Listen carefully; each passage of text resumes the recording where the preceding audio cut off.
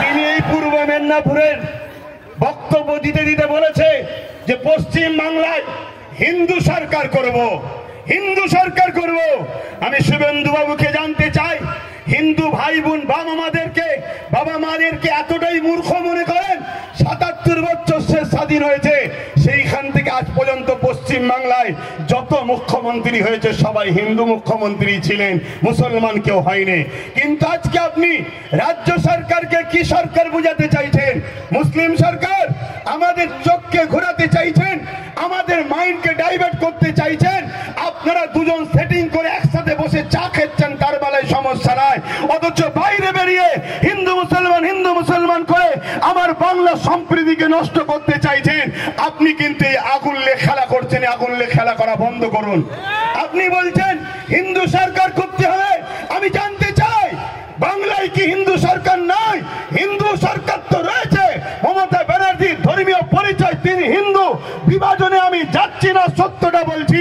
কিন্তু আপনাকে আমি আর একটা প্রমাণ দিচ্ছি।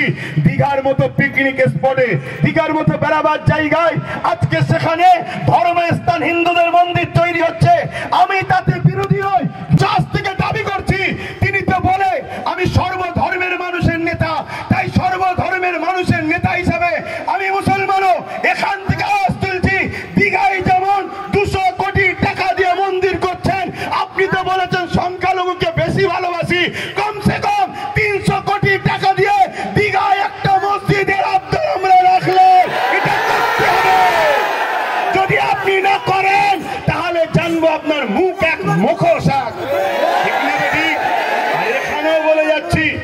এখানেও বলে যাচ্ছি বলতে পারে 26 পাচ্ছে, তাই বলবো এই জায়গা থেকেও আমাদের আন্দোলনের আওয়াজ আমরা রাজ্য সরকারের কাছে দীঘাতে একটা কমসে কম 300 কোটি টাকার একটা মসজিদের আবদার রাখছি। কি করতে হবে না? হবে না?